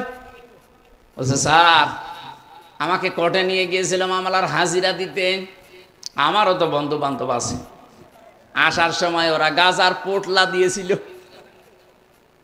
ওই একটা নিয়ে গাঁজার বীজ, ওইটা আমি মুখের ভেতরে নিয়েছিলাম। জেলখানায় ঢোকাতে হলে, বের করতে হলে মেশিনে তুলে স্ক্যান করে পুরা শরীর, এমন জায়গায় রেখেছি মেশিনে ধরা পড়েনি। ভেতরে আসার পরে বোতলের মুখ কেটে ওর উপরে মাটি দিয়ে এই গাঁজার বীজগুলো দিয়ে পানি দিয়েছি। 2 মাসে দেখেন কত বড় হয়েছে। জেলার হিন্দু তো দেবদুলাল, ও ডাক দিয়ে বলছে, এই তোরা আমি কোথায় দেব? তোরা তো এখন স্বর্গে দেওয়া লাগবে। পৃথিবীতে একটাই মাত্র জায়গা আমার মনে হয় আছে, যেটা বাংলাদেশের কুষ্টিয়ার লালনের মাজার, যেখানে পুলিশ পাহারা দিয়ে আরো গাঁজা খাওয়ায়, অথচ মানুষ সেখানে যায়, কেউ খারাপের নিয়তে যায় না, সব ভালো হওয়ার নিয়তে যাচ্ছে। ভালো হচ্ছে না খারাপ হচ্ছে? আমি এখান থেকে যেটা বলতে চাই, বারবার আমি সেই গোড়ায় আসতেছি এ কারণে যে আজকে থেকে শুধু এখানে আসা না, সিদ্ধান্ত নেওয়া লাগবে কঠিন ভাবে। কোরআন যেখানে নেই, ওই দরবার যদি আমার বাবাও তৈরি করে, ওই দরবারে আমি নেই, কারণ ওখানে থাকলে আমাকে খারাপ বানাবে কে? কি আমার বাবা খারাপ বানাবে? বলেন বলেন, কে? 48,000-এর উপরে দেশে দরবার চলছে, বিভিন্ন নাম নিয়ে এগুলো চালাচ্ছে, কিন্তু বাস্তবতা এইটাই, কোরআন নেই। এই জন্য হাজারো মানুষ সেখানে যাওয়ার পরে ভালো হওয়ার পরিবর্তে আরো খারাপ হয়ে যাচ্ছে। আপনারা যখন সিদ্ধান্ত নিয়েই ফেলেছেন যে কোরআন যেখানে নেই ওখানে আমি আর যাব না, বাংলাদেশে যেই দলের কর্মসূচিতে কোরআন নেই, ওই দলের প্রতিষ্ঠাতা যদি আমার বাবাও হয়, আমি ওই দলে আর নেই। এটা অত জোরে বলার দরকার নেই, দিনকাল এখনো ভালো না, একটু আস্তে বলে। এটা মানা যাবে? কারা কারা সত্যিই মানবেন আজকে থেকে? তারা হাত তুলবেন। আন্দাজ হাত তুলবেন ভাই, দেখেন তো হাত তোলেনি কে? আজকে ধরা পড়ে গেছে। দেখেন হাত তোলেনি কে? আশপাশে তাকান তো। মাহফিল সাকসেস হয়ে গেছে, আলহামদুলিল্লাহ। এখন যদি সব বাড়ি চলে যান কোনো অসুবিধা নেই, যান বাড়ি চলে যান। কারণ কোরআন যেই দলে নেই, যেই দলের কর্মসূচিতে কোরআন নেই, ওই দল যদি আমার বাবাও তৈরি করে, আমি ওখানে থাকলে আমাকে খারাপ বানাবে কে? আল্লাহ। আমার হয়তো নিয়ত ভালো আছে যে আমি ভালো হব, কিন্তু আমাকে ভালো থাকতে দেবে? আমাকে ভালো থাকতে দেবে না কে? দেখেছেন কত বড় কঠিন কথা। সিদ্ধান্ত শুধু পীরের দরবার না, রাজনৈতিক দলগুলোকেও বলছি, বাঁচতে চান কোরআন নেই, ওই দলে থাকবেন না। এই কথা বলে না কেন? হযরত জন্দব রাদিয়াল্লাহু তাআলা আনহু থেকে বর্ণিত, এই যে সূরার নামকরণের ভেতর আমি পেয়েছি সূরা দোহা। বিশ্ব নবীর কাছে প্রায় কেউ লিখেছে 17 দিন, কেউ লিখেছে 20 দিন, কেউ লিখেছে 40 দিন। ওহি আসা বন্ধ হয়ে গিয়েছিল, তিনি অসুস্থ ছিলেন। একবার তিনি ইনশাআল্লাহ শব্দটা বলেননি। রব্বুল আলামিন সূরা কাহফের 34 নম্বর আয়াত নাযিল করে তাকে আল্লাহ ধমকের সুরে বলেছিলেন, ওয়ালা তাকুলান্না লিশাইইন ইন্নী ফাইলুম যালিকা গাদা ইল্লা আইয়াশা আল্লাহ। বলেন আল্লাহু আকবার। হ্যাঁ নবী, আপনি আগামীকালের জন্য কোনো কাজের ইরাদা যদি করেন, ইনশাআল্লাহ আগে বলবেন। এখান থেকে উম্মতের জন্য শিক্ষা, আগামীতে যাই করা লাগবে শব্দ প্রথম চয়েস করা লাগবে কি? আরো জোরে বলেন। এই 15.5 বছর এই শব্দটা ছিল না কি? তারা বিভিন্ন উন্নয়নমূলক কাজের আঞ্জাম দিয়েছে, বিভিন্ন কাজ কারবার যাই করেছে, কোনোদিন ইনশাআল্লাহ এটা আমি শুনিনি। কারণ তাদের ভয় ছিল যদি ইনশাআল্লাহ বলা হয় দাদা বাবুরা রাগ করতে পারে। আল্লাহ আমাদেরকে হাতে ধরে বাঁচিয়েছে। ডক্টর মোহাম্মদ ইউনূস এখন যে পলিসিগুলো হাতে নিয়েছে, এই 54 বছরও আমার মনে হয় আমি যতটুকু অ্যানালাইসিস করেছি, যতটুকু পড়াশোনা আছে আমার, এ দেশটা দাঁড়িয়ে যেত শুধু দাদাদের কারণে দাঁড়ায়নি। যেহেতু পাশেই মনে হয় দাদারা আছে, আপনাদের মতো এত বড় নিকৃষ্ট প্রতিবেশী পৃথিবীর ইতিহাসে কোনো দেশ পায়নি। আন্তর্জাতিক মিডিয়াগুলো আজ রিপোর্ট দিচ্ছে আপনাদের সাথে কোনো একটা দেশের মিল নেই। পাকিস্তানের তো দা কুমড়ার সম্পর্ক, আফগানিস্তানের সাথে একটা চিকন বর্ডার আছে, তাও তাদের সাথে মিল নেই। মালদ্বীপের সাথে মিল নেই, ভুটানের সাথেও মিল নেই, মায়ানমারের সাথেও মিল নেই, সিরিয়ার সাথে তো নেই। বাংলাদেশের সাথে মিল ছিল, কন্যা ছিল, কন্যা নেই, মিল নেই। আপনারা যা করছেন, প্রতিবেশী এ কাজ করে না। আল্লাহর ঘরগুলো একটা একটা করে ভেঙে ফেলছেন আর বলছেন এখানে 500 বছর আগে এখানে মন্দির ছিল। পৃথিবীর মানুষেরা মাটির নিচে তেল পায়, গ্যাস পায়, সোনা পায়, রূপা পায়, আর এই কুলাঙ্গাররা মাটির নিচে শুধু মন্দির পায়। তাও যেখানে সেখানে না, যেখানে মসজিদ আছে ওই জায়গায় পায়। আমরা যদি এখন বলি ঢাকার স্বামীবাগের যে মন্দির ইসকন, এটা 1000 বছর আগে এখানে মসজিদ ছিল, ভেঙ্গে মসজিদ বানাবো, কেমন লাগবে আপনাদের? আমরা আপনাদের মতো এরকম নাফারমান না। এ বাংলাদেশে আমরা যে জাতির লোকই আছি না কেন, এই দেশটা আমাদের। কথা বলেন না কেন? এখানে ইহুদি হোক, খ্রিস্টান হোক, মুশরিক হোক, বৌদ্ধ হোক, মুসলমান হোক, সব আমরা বাংলাদেশি। এক কথা বলেন। যা করছেন এতদিন, অন্তত কন্যার কারণে আমরা কিছু বলি নাই। কন্যা নেই, এখন যা আরম্ভ হয়েছে, সেভেন সিস্টার যদি ভেঙে যায়, আর ভেঙে যাবে। নবীজির হাদিস নেই যে টুকরা টুকরা হবে কোরআনের গায়ে যারাই হাত দেবে। এর আগে যারাই হাত দিয়েছিল, আপনি তাকান রাশিয়ার দিকে 12 টুকরা হয়ে গিয়েছিল। এই কথা বলছেন না কেন? 1500 বছর আগে আল্লাহর ঘর, মসজিদ কাবা শরীফ, এখানে হাত দেওয়ার কারণে এদের পূর্বপুরুষ যারা আব্রাহা, আল্লাহ কাসফে মাকুল বানিয়ে ফেলেছেন। আপনারা এখনো পর্যন্ত যদি ওই লাইনে থাকেন, গতকালকে একটা মসজিদ ভেঙেছে, এভাবে যদি অব্যাহত রাখেন, ভারত 33 টুকরা হবে আর কয়েকদিনের ভেতরে। পৃথিবীর মানচিত্রে এখন 257টা রাষ্ট্র, আর এই 7টা যদি ভেঙে সেভেন সিস্টার 7টা রাষ্ট্র হয়, কত হবে? হ্যাঁ, 7টা বেড়ে যাবে না? আর আমরা মনে হয় এগুলো যদি আমরা পেয়ে যাই, মালয়েশিয়ার চাইতে আমাদের এই দেশ আরো বড় হয়ে যাবে ইনশাআল্লাহ। আর সেদিকে এগিয়ে যাচ্ছে। ভয় দেখিয়েছিল আমাদের যে না খাওয়িয়ে মারবে, এমন অবস্থা করেছে ওরা। এখন এই যে বিভিন্ন বর্ডার আছে না, পেঁয়াজ আলু পচে পচে নষ্ট হয়, আর গালি দেয় দাদারে। ডক্টর মোহাম্মদ ইউনূস, ওনার মাথা না একটা ম্যাগনেট। আপনি দেখেছেন কোন জায়গায় কি করেছে? এগুলোর একটা নিয়ম আছে। আমি আয়াতের ব্যাখ্যায় পড়েছি, এই জন্য যাবো ওইদিকে। হযরত মুসা আলাইহিস সালামের জামানার কথা বলছি, আমি তাফসীর থেকে যেগুলো পড়েছি সেইগুলো বলছি। হযরত মুসা আলাইহিস সালামের জামানার কথা। মুসা নবী আলাইহিস সালামকে আল্লাহ রাব্বুল আলামিন 23 বছর পর্যন্ত ফেরাউনের বাড়িতে লালন পালন করেছিলেন। কত বছর? 23 বছর পর্যন্ত যারা লালন পালন করলেন, এই লোকটা আল্লাহর নবী মুহাম্মদ সাল্লাম 23 বছর একটা অন্যায়, একটা অপমান, একটা অন্যায় অবৈধ কাজের দিকে খেয়াল করে পুরা ফেরাউনের তক্তকে নড়িয়ে দিয়েছিলেন। আপনি তাকান, এই 2024-এ যারা জীবন দিয়ে গেল, এদেরও কিন্তু ঠিক এইরকমই বয়স। 5 বছর 6 বছরের ছেলে মেয়েরা ক্লাসে যায়, ওখান থেকে যারা ইন্টারে পড়ে, খুব বেশি হলেও যারা অনার্সে মাস্টার্সে পড়ে, তাদের বয়স দেখবেন 22-23-এর ভেতরে। এক কথা বলেন না কেন? কিছুই বলি না। 18 বছরে আমরা হঠাৎ করে দেখলাম এই 23 বছর 22 বছরের ছেলে মেয়েরা কি এমন অদৃশ্য, কি এমন পেয়েছে, একটা অন্যায় এই শব্দটা সামনে নিয়ে তারা আন্দোলন আরম্ভ করেছিল। মুসা আলাইহিস সালামের সূরা কসসের তাফসীরে পড়েছি, পৃথিবীতে কোন স্বৈরাচার, জালেম, এদেরকে যদি কেউ হটাতে চায়, সর্বপ্রথম 1 নম্বরে যে কাজটা করা লাগবে, তার নাম জ্ঞান অর্জন করা লাগবে।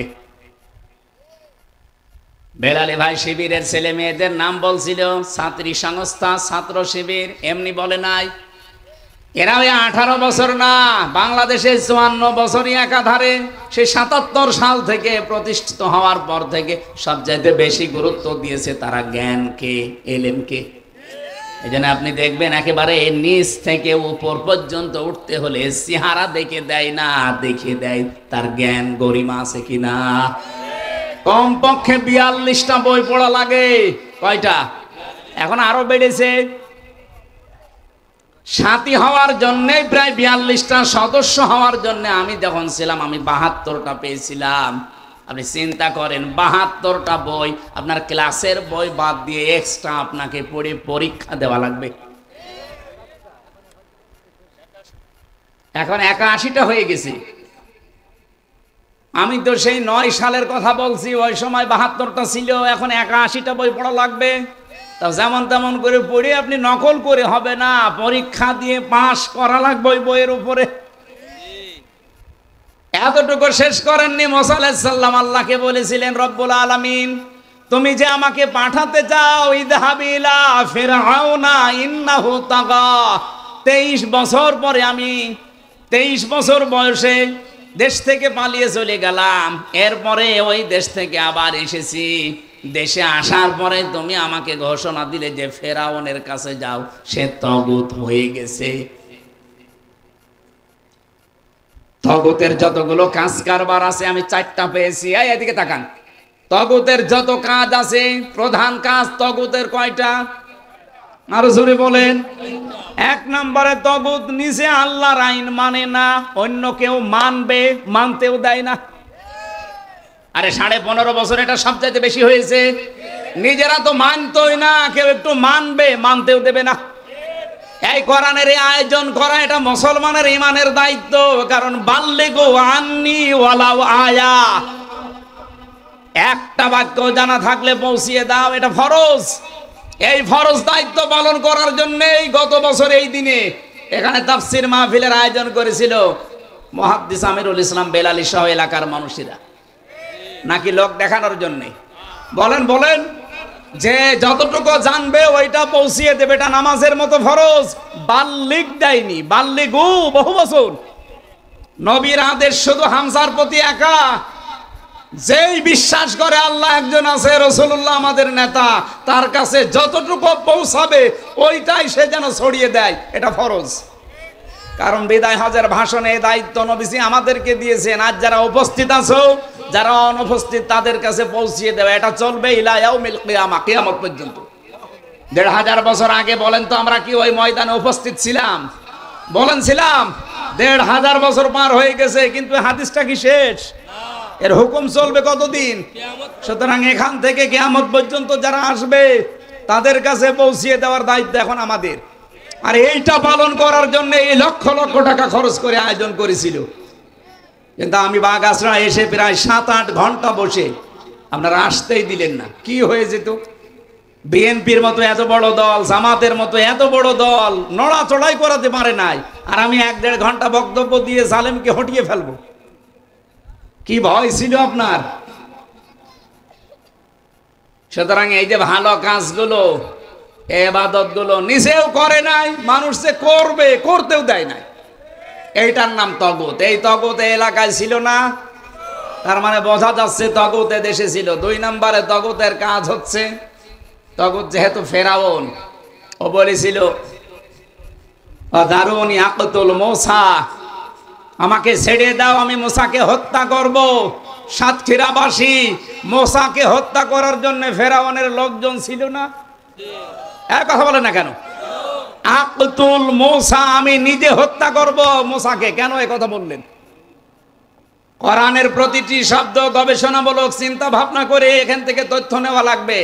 তার তো হাজার হাজার লোক লস্কর ছিল, তার সেনাবাহিনী ছিল, প্রশাসন ছিল, ফাঁসি দিতে পারত। কেন সে নিজে বলল আমি মূসাকে হত্যা করব? আইয়ুবাদদিলা দীনাকুম, আমি আশঙ্কা করছি, ইন্নী আখাফু আইয়ুবাদদিলা দীনাকুম আও আইয়ুযহিরা ফিল আরদিল ফাসাদ, সে আমার রাষ্ট্রের নিয়ম নীতি পাল্টিয়ে দেবে। এই পৃথিবীতে যে সমস্ত স্বৈরাচার সরকার বিদায় নিয়েছে তাদের আচরণ এই ছিল, তারা যেই দেখতো যে আমার রাষ্ট্রের বিধান যারা পাল্টাতে পারে তাদেরকে আমি নিজে হাতে হত্যা করব। এ বাংলাদেশে এরকম একটা ঘটনা ঘটিছে মেজর বজলুল হুদার ক্ষেত্রে। এই কথা বলেন না কেন? যারা এ কাজ করেছিল, আমি তখন নিজে জেলে ছিলাম, নিজে ওই জল্লাদ আমারে বলছিল। মারা গেছে লোকটা, ওই যে শাহজাহান, প্রথম দিন যে তার সাথে আমার দেখা। স্বৈর শাসকের বিরুদ্ধে ও যখনই টের পায় যে না এটা একটু ঝামেলা হতে পারে, তখন আর তারা জীবিত রাখে না। তার বাংলাদেশে উৎকৃষ্ট উদাহরণ শহীদ মীর কাশেম আলী। আপনি কি মনে করেন উনি শুধু জামাত ইসলাম করতো, উনি শুধু বিএনপি করতো এই জন্য ওনারে মেরে ফেলা হয়েছে? না, ওনার মাথাটা মাথা ছিল না, ওনার মাথা ছিল একটা ম্যাগনেট। ইসলামী অর্থনীতিকে পৃথিবীতে প্রতিষ্ঠা করার জন্য যত চতুর্মুখী কাজের আঞ্জাম দিয়েছে এ বাংলাদেশ আজ 54 বছরে এর মধ্যে এরকম আঞ্জাম কেউ দিতে পারে না। অথচ লোকটাকে যাদের ইশারা হোক দুনিয়া থেকে বিদায় করে দিলেন। এরকম মীর কাশেম আলী 100 বছর আর একটা তৈরি হবে? যা তৈরি হয় সব খালি খাই খাই করে। আর উনি শুধু দিয়েছে এক কথা বলেন না কেন? একটা জিনিস কবরে নিয়ে গেছে, তার তৈরি করা যত কিছু এখন লক্ষ লক্ষ মানুষের কর্মসংস্থান তৈরি হয়েছে। আপনি ফতোয়াবাজি করেন, আপনি কি বানিয়েছেন? সেই ইসলামী ব্যাংক বানিয়েছে, ইবনে সেনা বানিয়েছে, ইসলামী ব্যাংক হাসপাতাল বানিয়েছে। আপনি চট্টগ্রাম বিভাগে যান, বান্দরবন, খাগড়াছড়ি, ওদিকে সিলেট, মৌলভীবাজার, যত কিছু দেখবেন হাজার হাজার লক্ষ লক্ষ মানুষের জন্য তার যে অবদান। আমারে নিজে কারারক্ষী এসে বলছিল, কুতুব ভাই যে হামজা ভাই এই লোকটার যেদিন ফাঁসি হবে সেই দিন আমি নিজে, আমারে বলছে এনারে প্রস্তুতি নিতে বলো। আমি যে বললাম যে স্যার আপনার আর বেশি সময় নেই, মাত্র 3 ঘন্টা আছে, আপনি সেজে গুজে প্রস্তুতি নেন, জল্লাদ চলে আসবে। উনি আমারে বলছে এখনো 3 ঘন্টা, আমি 2 ঘন্টা ঘুমালাম, তুমি আমারে 1 ঘন্টা আগে ডাক দিও। দেখলাম ঠিক উনি ঘুমিয়ে গেছে। 1 ঘন্টা আগে ডাকলাম, ঘুম থেকে উঠে উনি গোসল করলেন, ওযু করার পরে এশার নামাজ শেষ করলেন। আমারে বলছে কুতুব ভাই আমি রেডি আছি, আপনি জল্লাদকে ডাক দেন। মনে হচ্ছে উনি শ্বশুর বাড়ি যাবে। আমারও দায়িত্ব ছিল এই লোকটা। আমারে বলছে হামজা ভাই আমি ওই দিন থেকে এখনো পর্যন্ত মিলাতে পারি না যে ওনার 3 ঘন্টা পরে ফাঁসি, ওনার ছেলে ব্যারিস্টার আরমান গুম হয়ে আছে, ওনার স্ত্রী হাসপাতালের বেডে, ওনার লক্ষ লক্ষ দলীয় লোকজন সব পালিয়ে বেড়াচ্ছে জেলখানায়, তো ওনার ঘুম আসলো কি করে? আমি বললাম কুতুব ভাই আপনি বসেন না, আমি বুঝে ফেলেছি। সূরা হামিম সেজদার 30 নম্বর আয়াত আমারে 1500 বছর আগে জানিয়েছে। ইন্নাল্লাযীনা ক্বালু রাব্বুনাল্লাহ সুম্মা ইসতাকামু তাতানাজ্জালু আলাইহিমুল মালাইকা। রব্বুল আলামিন বলেন অবশ্যই যারা এই কথা বলতে পারে আমাদের রব আল্লাহ, আর এর উপরে টিকে থাকে, তাতানাজ্জালু আলাইহিমুল মালাইকা। আল্লাহ কিন্তু তাতানাজ্জালু এটা মজারে দিয়েছেন, বর্তমান, ভবিষ্যৎ, প্রেজেন্ট, ফিউচার। মালাকুন না দিয়ে মালাইকা বহু বচন দিয়েছেন। আল্লাহ পাক বলেন তাদের জন্য আমি আল্লাহ ফেরেশতা, লক্ষ লক্ষ ফেরেশতা নাজিল করছি, করব। সুতরাং এই আয়াত 1500 বছর আগে নাজিল হওয়া হলেও এর বিধান কিয়ামত পর্যন্ত থাকবে না থাকবে না? ফেরেশতারা এসে কি বলে? আল্লাহ তাখাফু ওয়ালা তাহজানু, কোনো ভয় নেই, কোনো চিন্তা নেই। কিসের ভয় নেই, কিসের চিন্তা নেই? তোমার চিন্তা হয় যে তোমার এতগুলো মানুষ কাজ করে তোমার প্রতিষ্ঠানে, তাদের কি হবে? তোমার ছেলে আরমান ব্যারিস্টার, একজন সাধারণ ছেলে না, ব্যারিস্টার, সে গুম হয়ে আছে। তোমার স্ত্রী হাসপাতালের বেডে এখন কাতরাচ্ছে মরণের যন্ত্রণায়। তোমার দলীয় লোকজন সব পালিয়ে বেড়ায়। তুমি এখনই যদি ফাঁসির মঞ্চে চলে যাতে তোমার কি হবে, এই চিন্তা, এই ভয় আসতে পারে। এই জন্য ফেরেশতারা কানের কাছে এসে বলে আল্লাহর বান্দা ভয় পাবেন না, সবগুলোর দায়িত্ব আল্লাহ নিজে নিয়ে নিয়েছে। ব্যারিস্টার আরমানের দায়িত্ব আল্লাহ নিয়েছিল, এটা তার বাবার কানে ফেরেশতারা শুনিয়েছে, এই কারণে সে এখনো বেঁচে আছে। নাই তো যে জায়গায় ছিল, আমি মাত্র 10 দিন ছিলাম আয়না ঘরে, তাও মিনিটাই। আমাদের তো সাধারণ ভাবে রেখেছিল, তাই আমার 9 দিন মনে হচ্ছে 9 বছর গেছে, আর ওনারে 9 বছর। এদিকে 3.5 হাত, এদিকে 1.5 হাত, সামনে টয়লেট দেওয়া, তাও কোনো দরজা নেই, কোনো দেওয়ালও নেই, ওদের সামনে বসে বসে টয়লেট করা লাগে। এইভাবে হাত বেঁধে দেয় চেয়ারে। আমি নিজে দেখেছি, আমার সামনে নিয়ে গেছে একজনের, আমারও মাটির নিচে নিয়েছিল, হাত পা বেঁধে, চোখ বেঁধে। আমার চেয়ারে বসায়নি, কিন্তু আমার আগে যারে নিয়েছিল ছাত্র দলের একজনকে, সে বলছিল যে আমার চেয়ারে বসিয়েছে, এই হাতের সাথে আর পায়ের সাথে ক্লিপ লাগিয়ে দেয়, এই গলার সাথে বেল্ট বেঁধে দেয়, একবার শুধু সুইচ টিপ দেয়, 1 মিনিটে 120 বার ঘোরে। আপনার মাথার মগজ সব এলোমেলো হয়ে যাবে, 1 মিনিট পরে মনে হবে আমি 10টা দুনিয়া দেখতে পাচ্ছি। টয়লেট করার জন্য 24 ঘন্টায় মাত্র 1.5-2 মিনিট সময় দিত। 1.5-2 মিনিটে মানুষের টয়লেট হয়। আমার সাথে মুফতি ফখরুল ভাই ছিল, উনি বলছিল হামজা ভাই আপনার সাথে কি করেছে আমি জানি না, আমার র্যাবে তুলে নিয়ে গিয়েছিল ওই মাটির নিচে, ওটা উত্তরাতে। মাটির নিচে নিয়ে এই যে পায়ের ভেতর দিয়ে এভাবে হাত দিয়েছে, দিয়ে সামনে লোহার ব্যারিকেড দেওয়া, ওর সাথে হাতে হ্যান্ডকাপ লাগিয়ে দিয়েছে। 24 ঘন্টা বসে থাকতাম। এই যে শুয়ে থাকা, এটা যে কত বড় নিয়ামত আমি এখন টের পাচ্ছি। সকালে কয়টা পচা ছোলা দিয়ে যেত, আর দুপুর বেলা কয়া এক মোট ভাত দিত, তা মনে হচ্ছে কেউ মাখিয়ে দিয়েছে। আর এখনো পর্যন্ত অনেক জালেম স্ট্যাটাস দেয় যে বুবু কি করেছে, যে বুবুর পালানো লাগলো, তোমার সাথে তো করেনি। তোমার বাবারে যদি এভাবে 10 বছর গুম করে আয়না ঘরে রাখতো, তুমি টের পেতে। কথা বলে না কেন? এখনো জালেমের পক্ষে সাফায় গান আপনি মানুষ।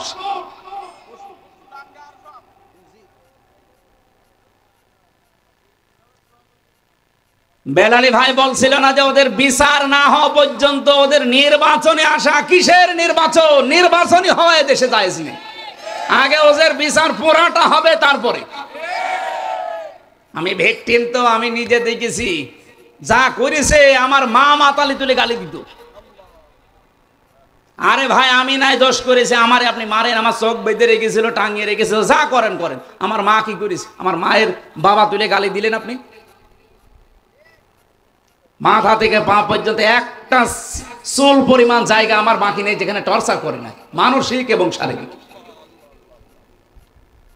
আমি একটা সাধারণ মামলার আসামি, আর আমারে ফাঁসির কন্ডেম সেলের ভেতরে রেখে 24 ঘন্টা তালা লাগানো। মনে হচ্ছে আমি কি করেছি, অথচ ফাঁসির আসামি ওখানে রাখা হয়, যারা মার্ডার মামলার আসামি তাদের। আর আমার মতো একটা কি বলবো মূল্যচুরি মামলাও না। আমার সন্দেহ ভাজন ভাবে ধরেছিল যে হতে পারে। তাই যদি 3 বছর যায়, যাদের ভিডিও ফুটেজ আছে 2724 জন মানুষকে আপনি 24 সালে মেরে ফেলেছেন। আগামী গত বছর তো বাদই দিলাম, শুধু 1 সালে এগুলো সব ভিডিও ফুটেজ আছে না? যিনি হুকুম দিয়েছেন অবশ্যই তাকে এর দায়ভার নেওয়া লাগবে।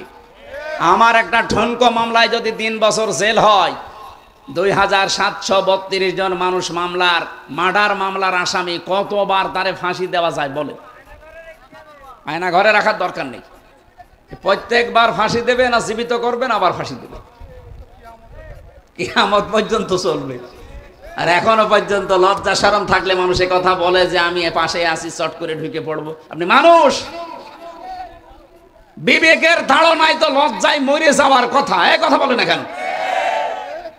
আমি হালকা পাতলা পেয়েছি, তাই যদি আমার এমন রাগ হয়, তাহলে ব্যারিস্টার আরমানের সামনেও যদি পড়ে, ওরে জিন্দা খেয়ে ফেলবে না?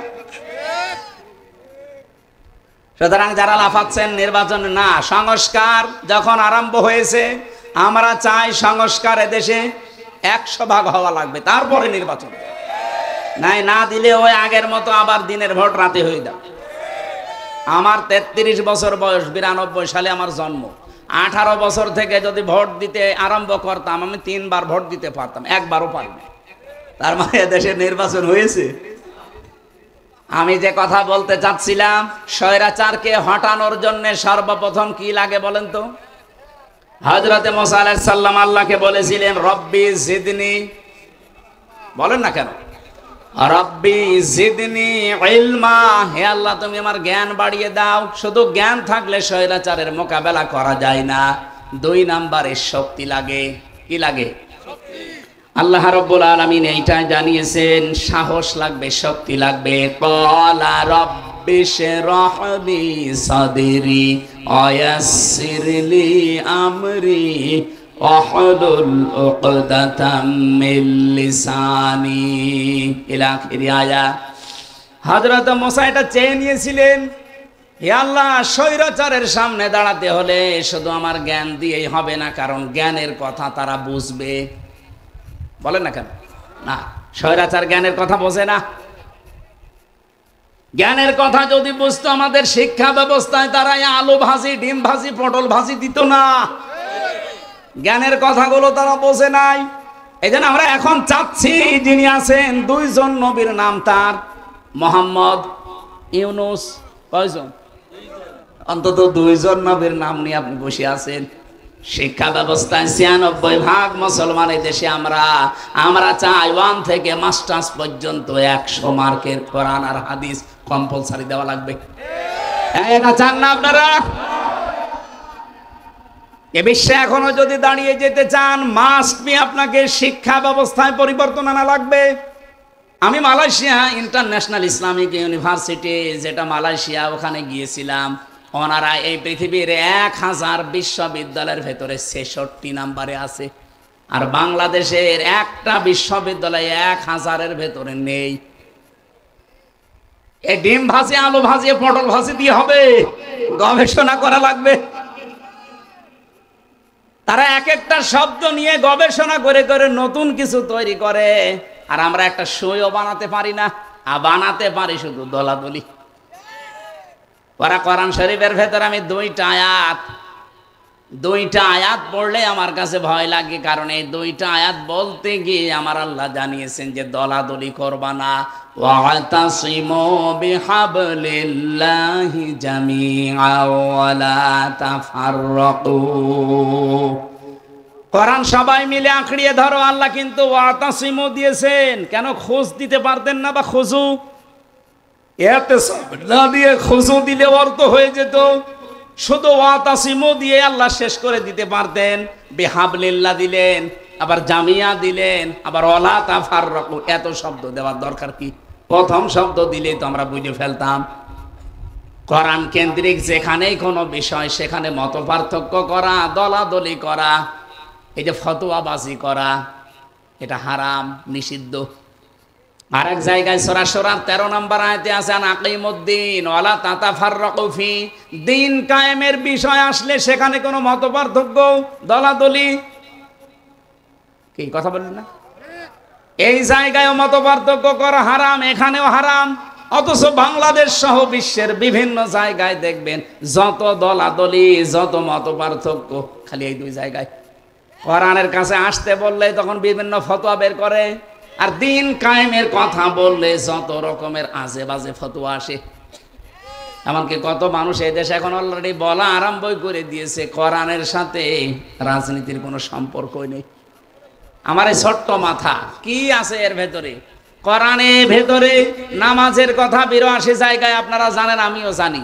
রোজার কথা মাত্র 1 জায়গায় আছে, যাকাতের কথা আছে 82 জায়গায়, হজের কথা মাত্র 1 জায়গায়। আর কোরআন দিয়ে রাজনীতি করা লাগবে আল্লাহর জমিনে 918 জায়গায় আছে। আমার ছোট মাথায় যদি 918 জায়গায় পাই, মোশাররফ সাহেব, বেলালী সাহেবের এত বড় বড় মাথা তো আরো বেশি পাবে।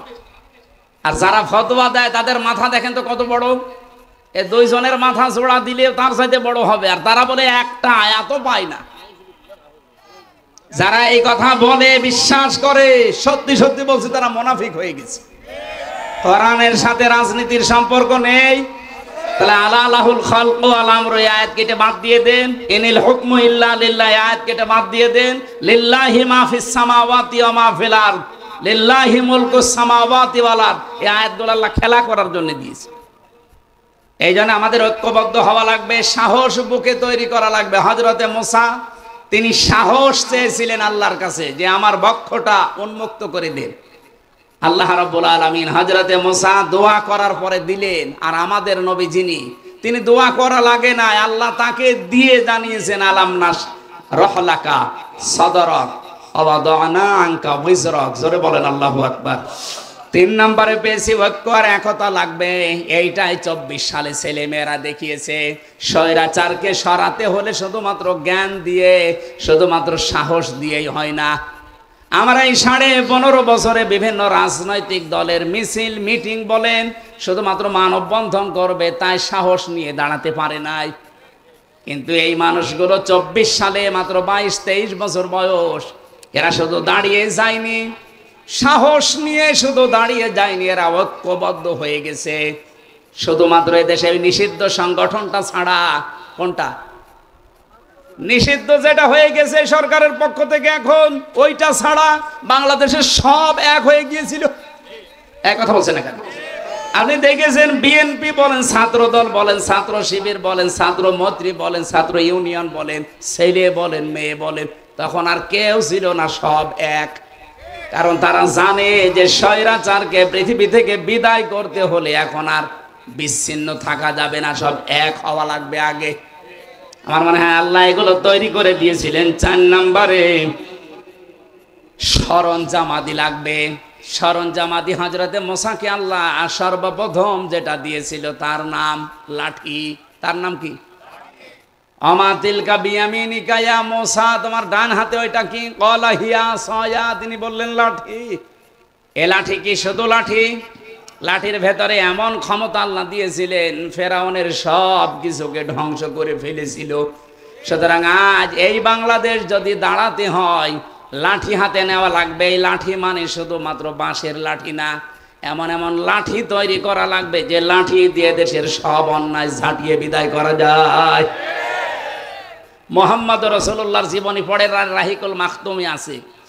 উনি মানুষ একজন, ওনার বাড়ি যে অবস্থায় ছিল জীর্ণ শীর্ণ খেজুরের পাতা, কিন্তু বাড়ির সামনে 9টা ঘোড়া বাঁধা থাকতো। কয়টা?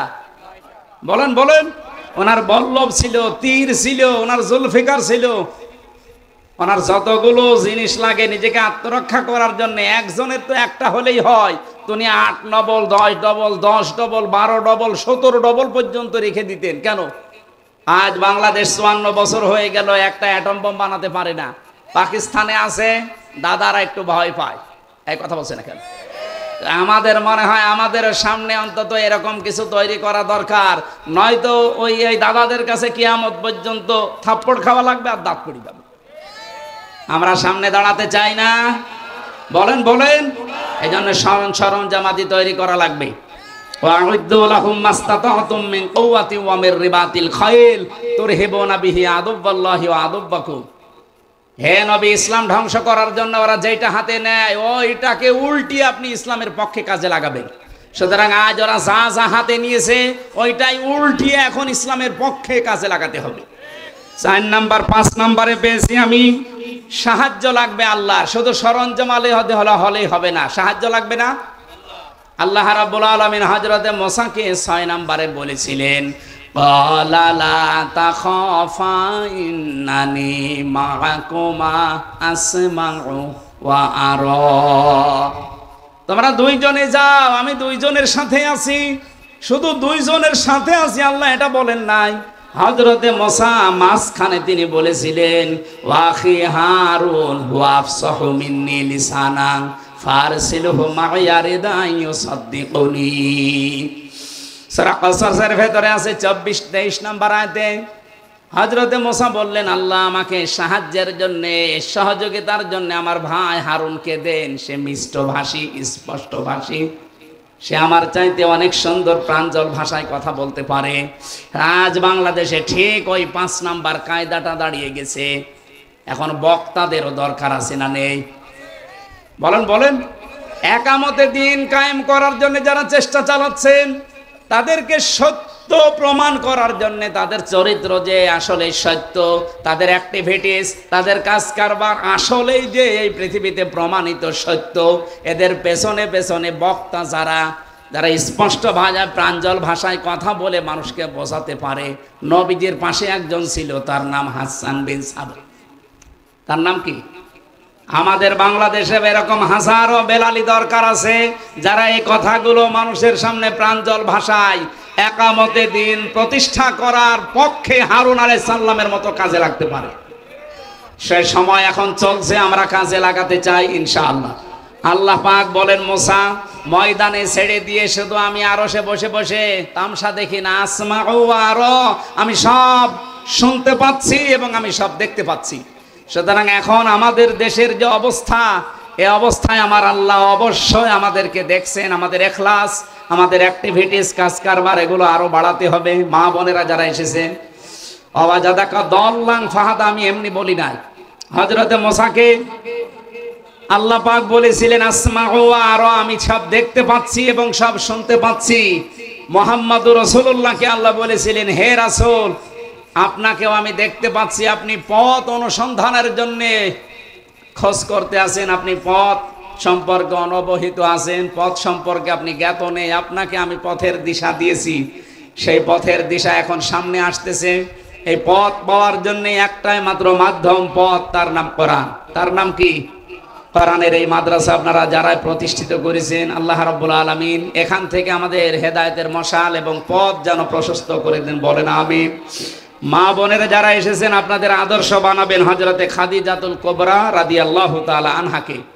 আমি খাদিজার জীবন থেকে বলছি, জীবনে তিনি এক ওয়াক্ত নামাজ পড়েননি, একটা রোজা রাখেননি, জীবনে একটা বারও হজ করেননি, একটা টাকা যাকাত দেননি, কোনোদিন একদিনও পর্দায় থাকেননি, কিন্তু আল্লাহ তাকে জান্নাতের সুসংবাদ দিয়েছিলেন শুধুমাত্র স্বামীর খেদমতের কারণে।